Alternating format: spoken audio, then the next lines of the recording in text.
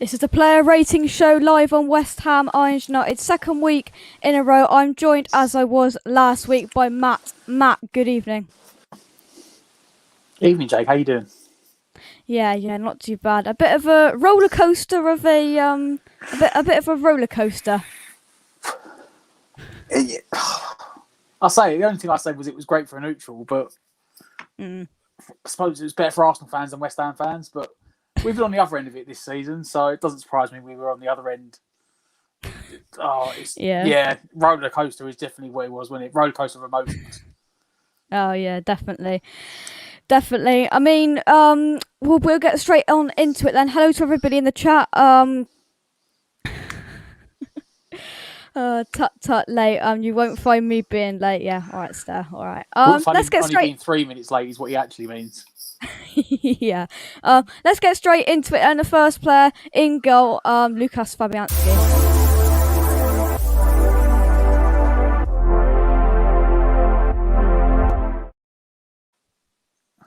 I mean, didn't really. It's difficult, isn't it? Because I don't think he really had much to do, but then conceded 3 goals, Matt. Yeah, I mean, he made a couple of big saves. I mean, the one that sticks out, I still think, is at the end of the first half, after they just scored. I think Saka went in. Saka should have done better, but he saved it. He commanded his box rather well, but he said he conceded 3 goals. But, I mean, all 3 goals he could do nothing about. He was unlucky with the first one. He got sort of close and it was deflected in. Second one, Dawson's just absolutely... I mean, Dawson had to touch it, but he went in. It's weird. I've got him down for like a 7 because I thought he played quite well. We made some big saves, kept in it at times. And, I say the 3 goals, he could do nothing about them at all. Yeah. I think 7's fair because, I mean, you've still got to look at the fact that 3 goals were conceded, but as you said, there's nothing that he could have completely done about them. I mean, it's a shame. I mean, they were completely piling the pressure on, weren't they, Arsenal, especially in that second half. And I mean, they were going to come eventually, weren't they? Oh, yeah. I said, and there's nothing like I said, Fabianski was trying to hold the flood back and he just couldn't do it in the end. What was in front of him, he could only play what was in front of him. He couldn't do anything, could he? He'd done as much as he could, and 3 goals, he had no chance whatsoever. Yeah. Luke says, hope you've done your maths homework, Jake. Yes, I've done my maths homework. Thank you very much. And there's always one that makes sure I've done my homework, and yes, I have. But we move on to the right back position now. Vladimir Coufal.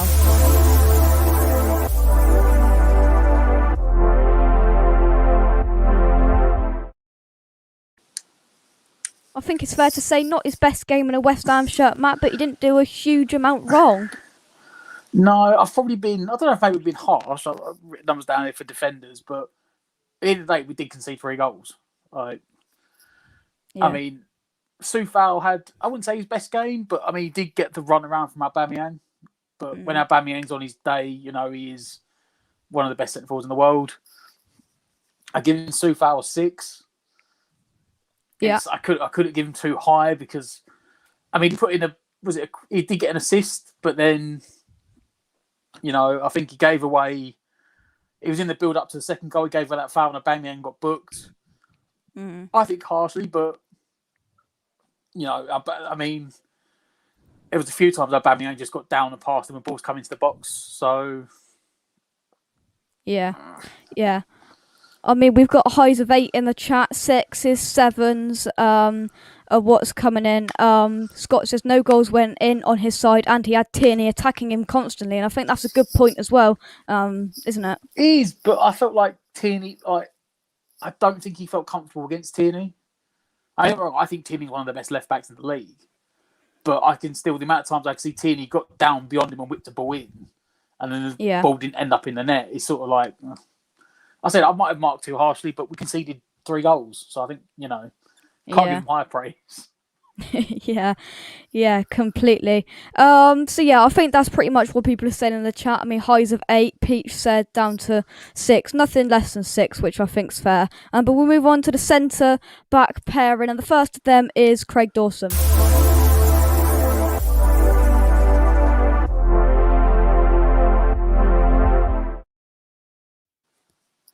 2 own goals in 2 games for Craig Dawson, but I don't think he could have done a huge amount of, especially the one against the one not against Arsenal. But I mean, it's a bit like Soufal. I don't think he had his best game in a West Ham shirt, but not masses wrong.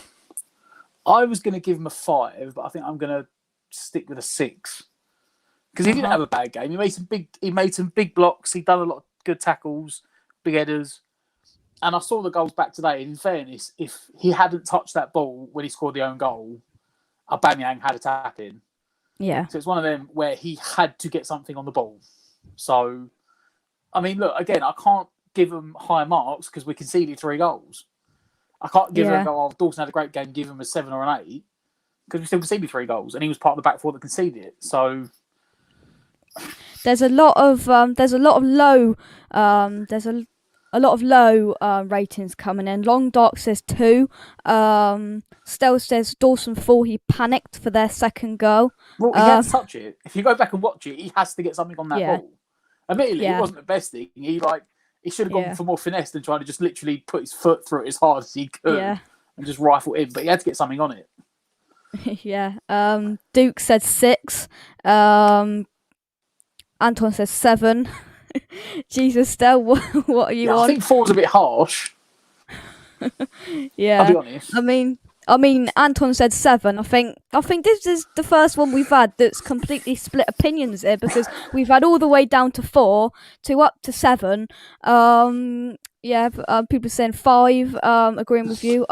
Looked like the Watford player rather than the West Ham player. He still had a good game, but like you said, he scored his second own goal in 2 games. But he had to get something on it. That's all I'd say. Yeah. Scott says, but let's be real, he is quality and is bossing the line. That own goal came very hard. I still give him a 6. Long Dark says, I'm not a Dawson fan. Well, I am. Some Stell's harsh numbers there. 3. Yeah, I just seen that. Yeah. That's why Stell doesn't do his show. He's lost the plot. What's his explanation then? We'll just go through that quickly. Matt, he did have to get some he had to get something, but his panic made him score a needless down goal. I've decided to downgrade him to 3. I think that's a bit harsh. That says perhaps Craig needs a rest from being on Jake's show. Well, maybe he does. Maybe I'll give him a week off. Maybe we will give this man a week off. But we move on to our next player. His centre back partner is Issa Diop.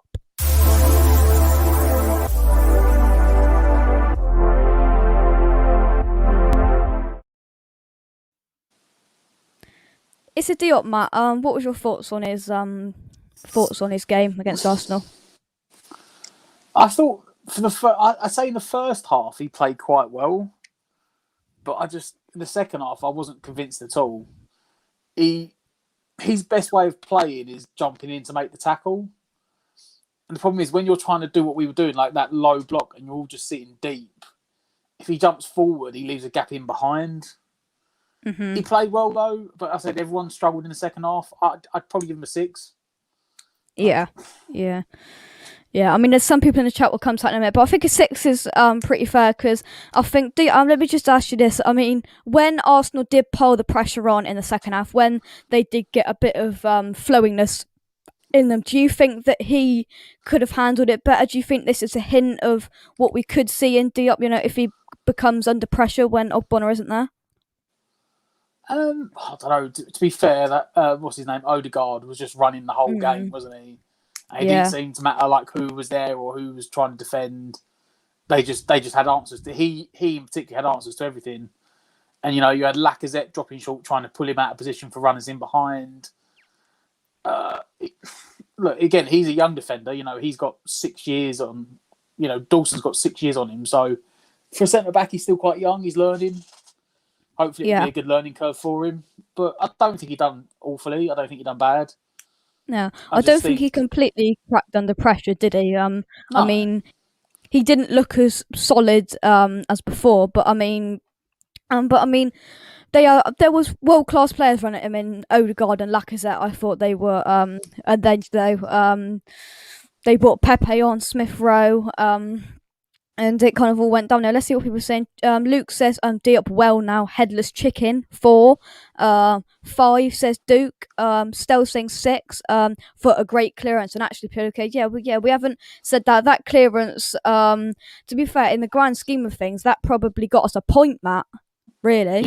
Yeah, it's true. So a lot of 6s are coming in. Anton also says 6. And yeah, I think the whole kind of number we're going for is 6. Luke says Diop and Dawson should have told Rice and Soucek to off their space. Arsenal's midfield really hurts ours. Yeah. Yeah. So we're giving him a 6 then, and we move on to the last player in the defence, and that is Aaron Cresswell.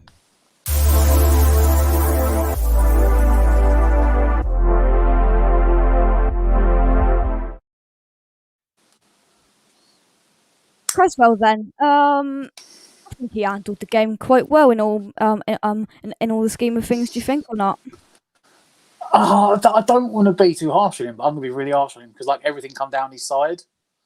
Now he didn't get that much protection, but everything came down that side. I said Tierney. It was a few times Tierney got past Soufal and got balls in, but they weren't finding anyone. Whereas everything come down that right hand side. All 3 goals come down from Cresswell's side. Yeah. So I'm actually going to give Cresswell 4. I don't think it's his fault. Because he didn't have any cover. And in the second half, he was just getting overrun entirely. But it was, and we were saying in the live stream, he should have got Johnson on a lot earlier. I don't know why he brought Fredericks on. It's he should have brought Johnson on to play in front of Cresswell to give him some cover. But you think the first goal was a cutback from Cresswell's side and it deflected in. The second goal, again, it just smashed across the box and knocked in. And the third one was a header from across from his side. So, I don't know. Like I say 4, maybe I can bump up to a 5. But everything, he didn't, even when, I know he didn't have any cover, but he didn't look at any point like he was going to contain any of it. It was just constant. Whereas, you said, Soufal, as much as he was getting attacked, I know he had a bit of cover, but he was still defending well. Whereas I don't think Cresswell defended what he could have done particularly that well. Maybe I'm harsh on him, but I don't know. That's a 4. Oh well, that's the lowest rating we've given. I mean, there's a lot of people a bit surprised with that. I think, put it this way, I think he would have had a lot. I think we would have given him a slightly less harsh number if Fornals was there. Would you agree with that bit more cover, that bit more defensive prowess with Fornals there? Yeah. Let's see what people are saying in the chat. Stell saying Cresswell 5, but unfair on him because he had no cover on that side, got exposed. 6 says Long Dark, and also does Duke. Also another 6 there. What's this? Anton is still owning the chat, Jake. I think they are both trying to get the job doing it for you. No. There you go. Anton saying 5. 5, right. Here's when a backlash starts then. Well, Matt, really. And then Stella says, and then why give him a 4 if it's not his fault? Matt. Harsh. But, I mean,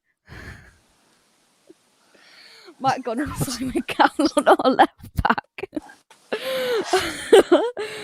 Oh, dear. Yeah, I think he gets the lowest of them, does Aaron Cresswell.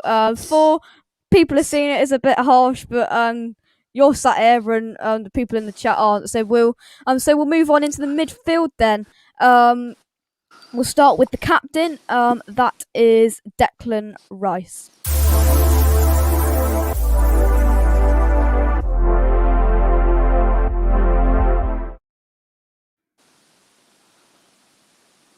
Another good game for Declan Rice, Matt, do you think? Yeah, I think, he tried to instill impose himself on the game as much as he could. But they just started massively overrunning us in the second half. Yeah. I'd probably give him a 7. And that's for Deck, that's probably quite low. Because, he has such a high standard. But, yeah. him and Thomas in the second half between them just had no. They didn't know what to do. They had no way of stopping the Arsenal midfield just playing straight through them. Right. Yeah. I think as you said, that's a not a very good score in kind of Declan Rice's in his kind of scheme of things. But I think a 7's fair. I mean, we've got to mention it, haven't we? When he had literally he ran through the whole Arsenal side in that surge. Only if he could have just looked up and just looked up a little bit and saw Antonio played it through. But what a run that was! Oh, if he'd have put that in the top corner, that would have been goal like the season, wouldn't it? Yeah. But I think even then, at that point, we'd been on the back foot for ages. He finally got the ball, and there was no outlet. So he was like, well, the space to run into, I'll carry the ball forward. And they just Arsenal kept inviting him on. And all of a sudden, he's just striding past 3-4 players, and he was like, we're in. And it's just unfortunate that Antonio was so knackered at that point that he couldn't make a proper run in behind. I think if Antonio had been fitter, Deck would have probably tried to pass in Antonio, but he just went all the way and had a shot. That's all he could do, really. It's a bit like the game against Leicester earlier in the season when he hit the underside of the crossbar. Yeah. Yeah. Let's see what we are rating him in the chat. 8. So this is interesting. Stel says 7, poor game. So I mean, on Rice's standards, we're saying that a 7 is a poor game for Declan Rice. Yeah, I mean, this is how far he's come and what we think of him. Gary's saying 6, Long Dark 7, Anton 7, 7.5 there, 8. Luke says 6, outclassed a little, but his standard is so high. 8 was covering for Soucek. I think that's fair because I mean, on Declan Rice's scheme of things, there's easily a 10 in there. Some games, isn't there? But I mean, I won't. If either Rice or Soucek have a bad game, I'm not going to sit here and slate them because the position they've been put in is criminal. By the end of the season, if they don't get injured or we're going to have to bring Noble, and they've played pretty much every minute of every game this whole season. And let's not forget, these haven't been once a week. For most of this season, they've been twice, 3 times a week, and they're still human, aren't they? Oh, yeah, we said they're the only position. Well, we've pretty much proven they're the only position we can't afford to lose them. Like, we can't. Yeah. Noble is getting on a bit. It's 34. He can't do the same job that either Soucek or Rice can do, and then behind him, there's no one. Yeah. You can try maybe playing 4 nows in there, but if either of them get injured, and you said they've pretty much carried the team on their back all season. Like, they haven't scored the goals. Well, Soucek has, but Rice hasn't. But they've been doing that job in front of the back 4 or the back 3, letting the attacking players do their job. Completely. Yeah. I think that kind of marking is fair. We'll move on to his partner, Tomas Soucek.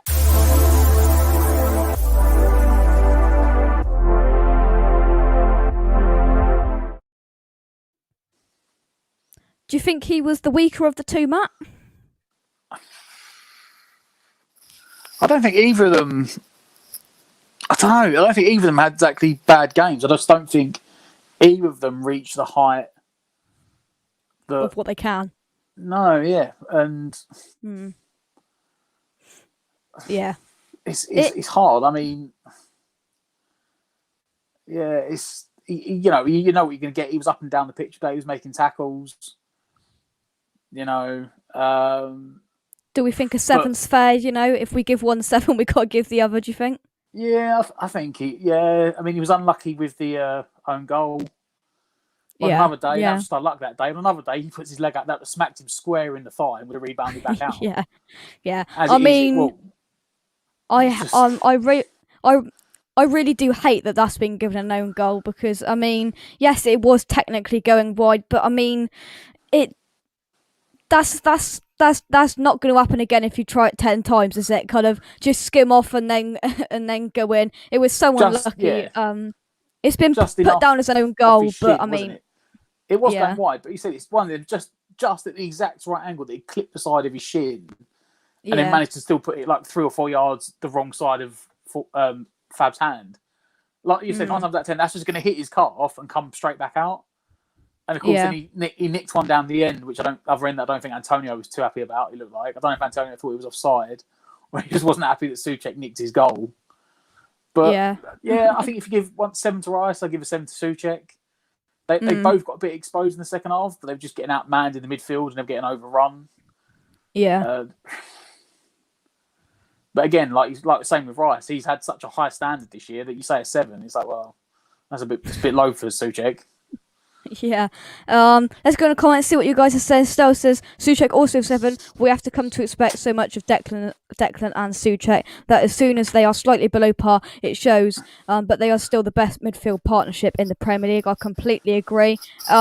Scott's going down 1 with a 6, mainly because he struggled to fight through Arsenal's constant fouling of him. The ball and Moss's pure ignorance of it. If you rewatch, they were grabbing him all the first half.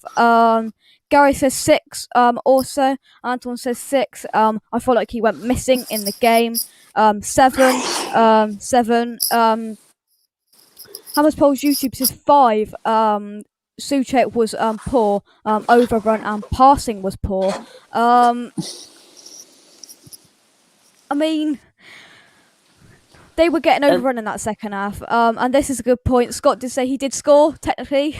Yeah, he did. I mean, his goal and his own goal were both just pure luck and judgment and just unlucky for the own goal.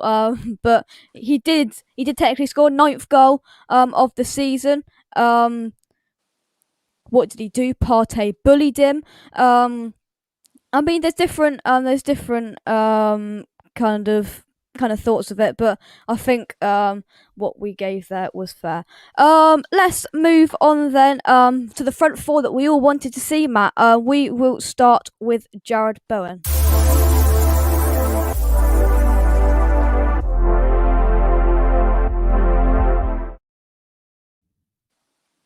He got a goal, and let's hope that can power him on, Matt. What do you think of his performance? And he got a goal. It was actually quite a good performance for him. It was quite lively. He gave, I suppose unlike Creswell's side, he gave good cover as well for Souval. He was switched on for the quick pass from Lingard to the goal. It's weird because I sit here saying that Soucek and Rice didn't have great games and give them 7, but I'd probably give Bowen a 7 as well. I thought for the first half he was good going forward. He was getting beyond Tierney whenever he could. But he was also helping double back and help out. He said he took that goal, which we've been critical of him in the last month or so, that he hasn't been doing the right thing when it's come to it, the wrong pass or shot. But then the second half, you got to think. I think if we'd have had a better second half, he'd probably be up there with like an 8 or a 9, because it was one of his better games of the world. But we were just so poor in the second half that I'll cap it at 7. Yeah. That's Soucek, 6. I think 7 is where we're going. Peach is saying 8, underrated, says Stell. Yeah, I think 7's really fair. That's what I would have gave him personally. And the 7s are flooding in all over the place. Trevor says 8. I think 7 and 8. That's where we are, because I think definitely where he is. 8 then fell away to a 6. James Bowen 007. There are a couple of low marks here, and I didn't actually think his game was absolutely fantastic, but I thought he did a really good job, and he was there at the right time. He must have that understanding with Lingard for that quick free kick. Yeah. I mean, I think he scuffed the shot and it somehow went through Leno. I still don't know how it did, but a goal's a goal. Yeah. A goal's a goal. So we'll go into this partnership now that I've wanted to see ever since that Aston Villa game. We will start with Jesse Lingard.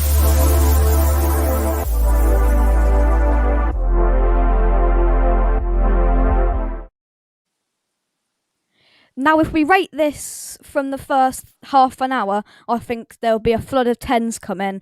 But I feel drifted off a little bit. But he's still got to be up there, though. I'm going to give him, I think it's the highest rating I've given out so far, I'm going to give him a 9. That's what I would have said, yeah. Because, if we'd have continued on, he would have got like a 10 out of 10, 11 out of 10, 12 out of 10. The first half hour, he probably got like a 12 out of 10.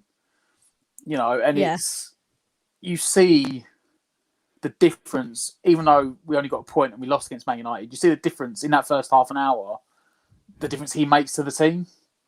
You know, when he gets on the ball, he gets in the clever positions, he turns, he carries the ball forward. Another great goal from him and an assist. And even in the second half, there was points when we were trying to counter-attack and it was like Lingard just on his own. I remember one, he got in the left-hand corner and he looked up and it was like just Antonio standing next to him, knackered. And there was no one in the box. And he sort of like turned out a shot and he went high and wide. And it was like, even at that point in like the 70th, 80th minute, he was still the one pushing forward, carrying the ball, trying to make things happen.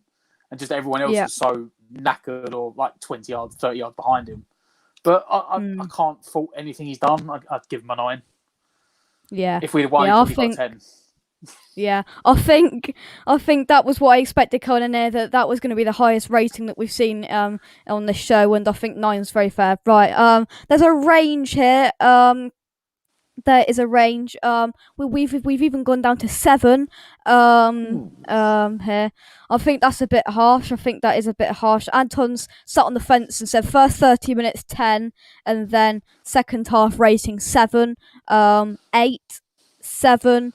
8, 9 agreeing with you. So Anton said he would give him an 8. I think he was our man of the match in West Ham's perspective. Jayling's 9, man of the match. 8. Peach, you said 1,000. No, that's not 1,000. That's a higher number than 1,000. But yeah, I think that's fair, isn't it? Because I think that nobody could get near him. He was buzzing around. He was superb in that first 35 minutes, Matt. He was in that first, he was like unplayable. Yeah. And even then, I said we went behind. He was the only one that was trying to get the team up the pitch and carrying the ball. Just no one else was up with him. Yeah. You know, everyone else, and then it was Antonio who was knackered. Yeah, I think he did the best. I think somebody said, is he almost too good? I've seen somewhere for West Ham. I mean, as we saw in that Aston Villa game, we're going to come to Benrahma now. I didn't think he had his best game. But if we can get those two going and Antonio in full fitness, it's a force to be reckoned with. But let's move on to that man. It is Said Benrahma. It's all we all called for him to start, and he did. Said Benrahma.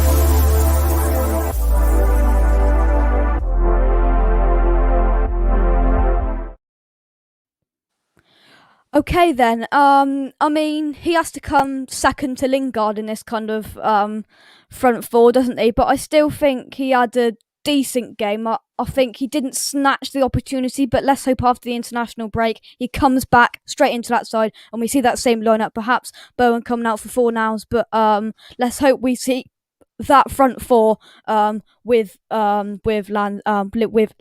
and Benrahma. But what are you rating Benrahma then, Matt? I'm going to be quite harsh on him. I'm only giving him a 6. In fairness, if he'd got the assist, I probably would have given him a 7. And that's not even really his fault. You know, Antonio missed an open goal from 2 yards. I've seen him get a lot of stick on social media the last couple of days. He's just a step over merchant. He can't do anything. The only reason I've given him the 6 is because for all his work ethic in trying to help out Creswell, they still continually overloaded him and scored 3 goals. And I just feel that maybe if 4 hours was there. Look, if I was giving him a defensive rating, his defensive rating would be like 3. His work ethic was about 5. Attacking wise, I would give him like an 8. But I'm trying to combine that into like an average rating, so I'm giving him like a 6. I don't do halves, so I'm not. I would probably sit on the fence at 6.5. But I don't do halves, so I'm giving him a 6. No. We're not doing halves here. It's straight to the point. It's straight to the number. But yeah, I mean, I would have said it's got to be that 6-7 mark. He didn't snatch the opportunity completely, did he? But let's hope if he does get a start again, hopefully he can snatch it straight away. Let's see what people are saying in the chat. Benrahma, my hero, top class, love him, 8. For me, should have got an assist if Antonio learned not to hit the post. James is saying Benny, 7. 7. Luke says Tierney was scared of Benny, but he always faded. 7. We're saying solid 7. 6. Yeah, I think the 6 and 7 mark is where we're looking at. There's a bit of a debate going on in the chat whether Lanzini's better than Benrahma, so I'm just No. going to let that. No. There Just we no. go. Well, we've said it live now. I think that's ended that debate, but there you go. No. But yeah, 6 for him. I think that's where we are looking at. But we move on to our striker, the talisman. It is Mikel Antonio.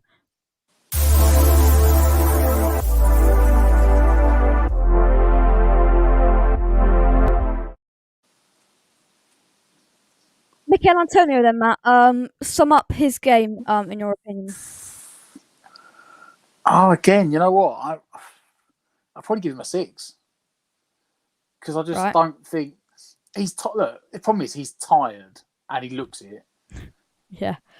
And he can't do what he wants to do. Like even if it was someone really crap, like a League One striker. If you had someone that was 6 foot plus and could run about for half an hour, even if someone like, I don't know, like a semi-retired 35-year-old, if you had someone that could literally come off the bench for the last 20 minutes, so Antonio didn't have to keep running, you'd see a lot more out of him. But it's like nowadays he has to withhold the amount of effort he puts in, the amount of runs he makes, because he knows he has to last 90 minutes because there's no one else to come on. Yeah. And like that other comment said, he's got to learn to stop hitting the post. Is that the 3rd or 4th open goal he's hit the post on this season? I remember back to, was it the Crystal Palace game? He hit the post like 3 times, and he had like an open goal. I think once or twice he hit the post. That one there, the Arsenal game. I think, you know what? I said it in the live stream. If that was a natural centre forward, like a natural goal scorer, he'd have scored. Yeah. Like Antonio was flat-footed. He wasn't expecting it. Even when it came in, he was leaning backwards and sticking his foot out. He wasn't leaning into it. So I'm only giving him a 6. Yeah. We rely so heavily on Antonio, who was our makeshift striker. Yeah, I completely agree with you when you say kind of he can't go for it because he knows there's no one to come on, and he's gonna, unless he gets injured, he's gonna have to play 90 minutes every single week. And I'm very glad in a way. I know this sounds a bit selfish, but I'm glad Jamaica didn't call him up because he needs a rest. And that'll do him the world of good, I think. Hopefully. Let's see what people are saying in the chat. And there's a lot of debate going on because Stell's put 3. The man needs to be rested. So I think that's the lowest we've had except Moyes last week, a 3. James says 6. Crikey, so we're going from 3 to 8 here. Antonio 5. I'm got to be putting that chance away at 3-2. 5. Stell says he's lucky he got a 3. Toby says 6. He's still got an assist. Barn Door Banjo 5. I mean, Stell saying to stop defending Antonio, but I think if we take him out of the side, I think we're going to see not that we can, but I think we're going to see a bit of a difference. And yeah, Long Dark just says it there. Antonio isn't even a striker. No. Completely, he's not even a striker. But I think it's difficult with him, isn't it? Because he does his best. I'm gonna still defend him, but he's got to be putting them chances away. That one, I think it was a bit lucky when he was like stretching and it hit the post, but people are just going to say, if we've got a striker, he needs to score more goals. Well, if he was a striker, he would score that goal because he would know the striker would anticipate the fact that Benrahma was going to put that across the box and he'd be walking forward in a forward momentum to get the tap in. Antonio was like flat-footed, just watching Benrahma go at him, and then he stuck his left foot out, his wrong foot. Well, it's a better foot scored in that position, but he's leaning backwards, just trying to stick his foot further. It wasn't even leaning into it. Like, if he just had the goal poacher, like Javier Hernandez mentality, he would be running into that back post. He knows the ball's coming in. Instead, he was just like, oh, I don't know if I should go or not. Which is not his fault because he's not a striker, but that's what we get for having no strikers. Yeah. I think that sums it up nicely. We will move on to the substitutions now. And the first one that Moyes did bring on was Mr. West Ham, Mark Noble.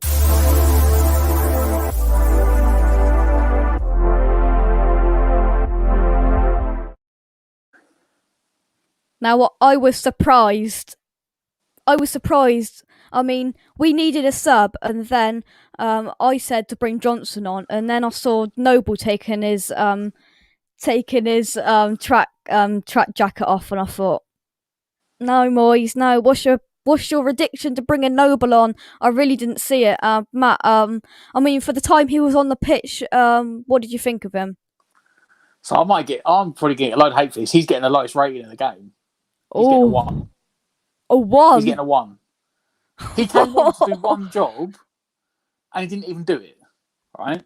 I understand the logic of bringing Noble on, and he came on to bulk out the midfield, because from the time they scored, maybe even a bit before that, the first goal, Arsenal, they continually went through the middle of the pitch. They had a 3-man midfield against our 2, and they had Lacazette dropping short, and we could not stop it out.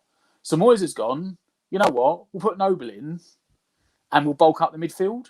So surely when Noble came on, someone should have been dropping back to sit in that hole, so that when someone dropped deep, there was someone there. But literally, as soon as Noble came on, the first thing that Odegaard did, we just played it straight through to Lacazette, who dropped short again. It's like, well, if that's why you've come on, and you're not making the difference, what was the point in the sub? And the thing that really, I saw it live, and it really irritated me, and then it's been going all over Twitter the last couple of days, it's the 88th minute. Noble's been on the pitch about 10 minutes, and a clearance comes from, I don't know whether it was a free kick or a cross, the clearance come out to the right-back position to David Luiz, and David Luiz has got the ball, and David Luiz is looking up, and Noble's like 5 yards away from him, and Noble just turned away and jogged away and let him carry on running up the pitch. He's like, for one, it's frigging David Luiz. It's not like it's Lacazette or Aubameyang. He's not going to sprint past you. And 2, your job is to be there, is to win the ball back and retain possession or stop a counter-attack. And he just looked at him and went, oh, all right, I'll get back into midfield and let him carry on running. The only job he was there for was to bulk out the midfield and stop the balls going right through the middle to Lacazette and Odegaard. And he made no difference whatsoever. He might as well have not been on the pitch. It was that he made that much of an impact. He might as well have not been there. And I actually like Noble. I don't normally bring him out, but the combined tactical logic of Moyes bringing him on and what he was supposed to do and what he did, he might as well have come on. You could have put Conor Coventry on in that position. He probably done a better job. Wow. I mean, Stell's agreeing with you. Noble didn't even know he was playing. 1. Let's go through 4, 3, 4. I don't think we're getting above 6 here. 5, 3. Matt's still saying 1. So Noble, I predicted it pre-game. I wasn't happy. Awful. 3. Anton's saying, "Come on, Matt." With that 1 rating. I'm sticking to it. Well done. Stick to it. Yeah. I mean, I didn't expect that low. I mean, I expected it not to be above 6, but I mean, this will go into David Moyes' rating in a minute. But like you just said, that wasn't even the sub that needed to be done. No. It was the wrong sub in the first place. And he didn't even do his job. He made no impact whatsoever. So, no, he's a 1. I'm not giving any higher than that. He gets a 1. That's the lowest rating I've ever given. Oh dear. And we're into episode 2 of this show. But anyway, We'll move on to the second substitution. I mean, are we going to do zeros on this show, or is 1 going to be the lowest? I don't know. If anybody gets any worse, we'll give a 0. But there we go. Let's move on to the second sub, Ryan Fredericks.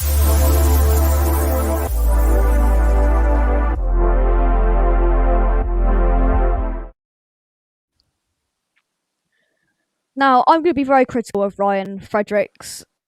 I don't know about you, but I thought he was on the same wavelength of didn't do anything, gave the ball away quite a lot as Noble. So I don't know what you think, but I'm not quite getting a 1 from you. But what are you going to give Fredericks? I was going to give him a 3. 3. Because at least he had a job to do, and he sort of done it. He did give the ball away. He's not a passer, though, is he? He's a right back that's got pace. That's what he is. True. He's like the right back version of Aaron Lennon. His final ball is so hit and miss, it's untrue. And he's got pace. That is his job. So he came on. he came on to sit in front of Soufal and try and shore it up a bit and give him some pace to protect against Aubameyang. Or no, Aubameyang got off for someone, I can't remember what he went off for, but Tierney and the winger. And I'll give him a 3 because at least he was in his position trying to do his job. I can't give him as low as Noble because at least he was in the position trying to do the job. Noble just wasn't. Noble wasn't even there. Noble was still sitting on the bench. Yeah. I think 3. I mean, I would have personally gave Noble a 3 because I thought they were on the same wavelength. But I mean, at least Fredericks had the job to do, and I think he kind of implemented it a little bit. But yeah, as you said, he's somebody who's got a bit of pace, and that's about it. Hammer's Pole says Fredericks 0, awful, get him sold, rubbish. Anton's Long Doc says 4. Skipped a few comments there. Anton says 3. I think 3, 4. This is where we're looking at. Right player, wrong time. Should have replaced Bowen 4. Now, I don't know if you agree with me, but I would have preferred to see Johnson come on because he's still got that bit of pace, but he's got a bit more of that defensive mentality about him. Do you agree? I mean, we were right on the ropes when he came on, and I think we just needed somebody who could defend a bit more. I don't know. Again, he was the wrong sub. But we can talk about that in a second. He was the wrong sub again. Yeah. But that's down to Moyes. That's not down to Fredericks. Yeah. I mean, that's the subs done. That's the 11 and the 2. And now this is going to get a bit tasty with the 2 ratings we've got left. You know who's first, but we are going to add on a little bit on today's show. First one is the gaffer. It is David Moyes.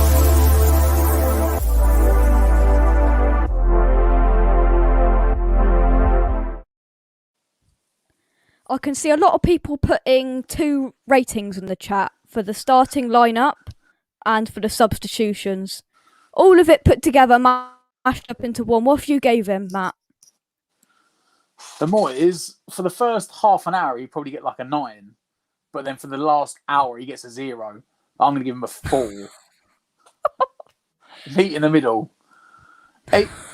He gets praise at the start. I said that first half an hour, he'd get like a 10. Because he got everything spot on, right? The personnel was right. The attacking players we wanted to see. The tactics were right. But then after Arsenal swung the momentum back, he had no game plan to change it, right? We were sitting there watching it, doing the watch along, and we were like, you could see from like 10 minutes into the second half, we're like, he needs more cover in front of Creswell. He needs the cover. And Antonio looks knackered. So with 20 minutes to go, the first sub should have been Antonio for Ben Johnson. You could have put Benrahma or Lingard up front and put Johnson in front of Creswell, either to the left of him and gone into the back 5, so then Creswell can cover inside him, or just put him as a left mid in front of him. Right? Yeah. And he went, no, we'll bring on Noble, and then we're going to put Noble in the middle. I'm not going to tell him to do a job, and he's just going to run around and do nothing and not affect the game in any way. Like, even at the end, was it right near the end, we had that, was it a corner that come out, and it come back out to Noble, and it was like, right, put a cross back in. He took a touch, he dribbled forward a bit, and he didn't put a cross in, and he went backwards, and then we gave the ball away, and they counter-attacked. It was like, what are you doing? Yeah. So, and that was Moyes. And like you said, then he brought Fredericks on. And even then, you're still saying, why are you bringing Fredericks on? You need to get Johnson on. Because even at that point, when it's 3-3, I'm sitting there thinking, we're not even going to get a point out of this game because they're still just absolutely hammering us. And he even needed to get Johnson on instead of Fredericks, or Johnson on alongside Fredericks, and just go, you know what? We've been absolutely outplayed for the last hour. We need to get a point out of this game. Just put 2 defensive defenders on the wings, try and shut up shop and hold out because we're just getting annihilated. Yeah. Both the subs he got wrong, and he didn't have any way to change the tactics either. He had no plan B for when Arsenal got their game going. He just got absolutely wiped off the board completely. So from the 2 extremes of a 0 for the 60 minutes for the subs and the way we played, and then from the 10, I suppose actually I'll give it a 5 because that's in the middle. We can have a 5. Meet him in the middle, halfway. Yeah. I mean, there's a various. I mean, we're going down to 3 up to 7.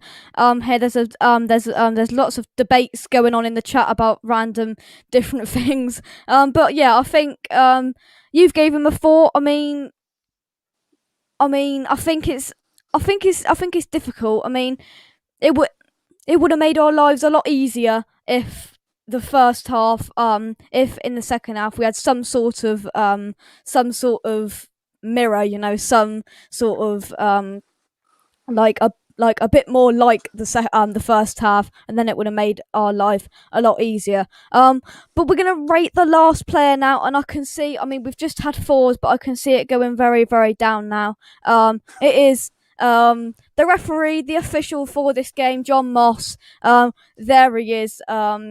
Guys, get your get your ratings in for John Moss. I'm gonna start, and I think in that second half, I think he gave us about 5 yellow cards, and I don't think 2 of them were yellow cards, if I'm being honest. Every single time one of their players went down, free kick, probably yellow card.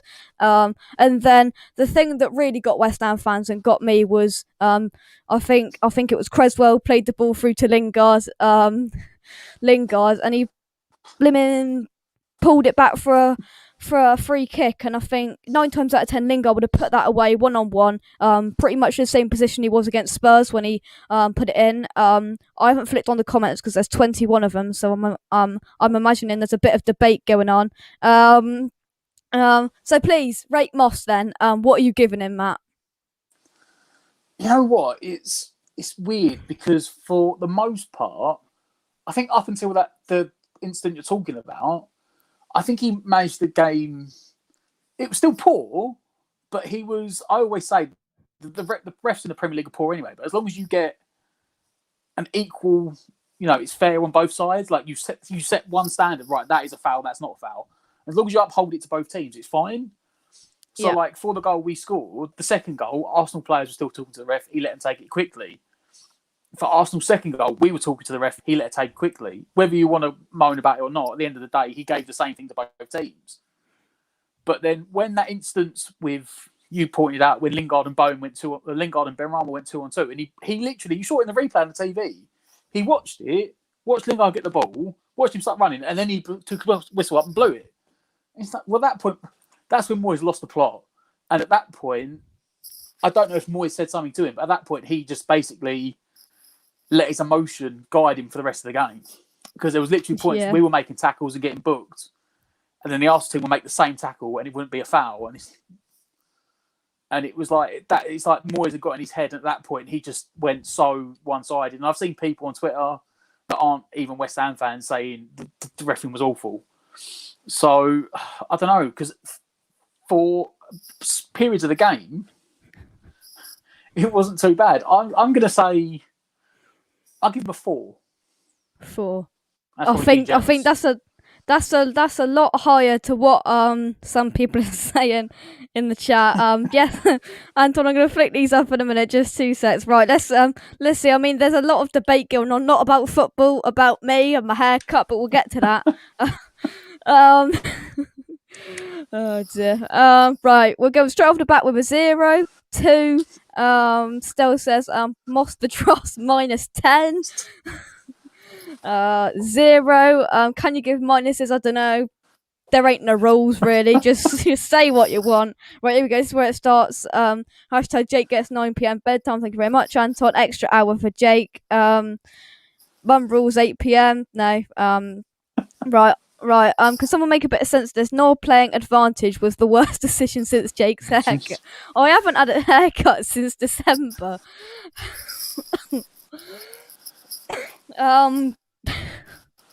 I don't know. Here we go. Thank you, Toby. It must be hard managing a celebrity kid as a dad. Thank you very much. Come on, Anton. Come on. Is Jake a diva? Like some nut.